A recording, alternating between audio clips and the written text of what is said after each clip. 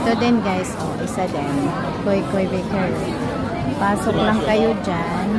Makakalibre na kayo ng pagkain. Oh. Itong mga karne na ginayat-gayat. Yan. Once na makakita kayo ng ganyan na ginayat-gayat guys, pwede nyong kumuha kayo dyan. Kain kayo guys. Libre lang yun, basta yung ginayat.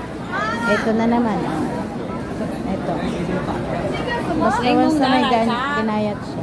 Libre yun. Kabilaan. Ito din, oh, may pretos din sila. Koy Koy Bakery. Basta Koy Koy Bakery yun. Mga pretos talaga yun. Pasok lang kayo sa loob. Pretos talaga yung lahat.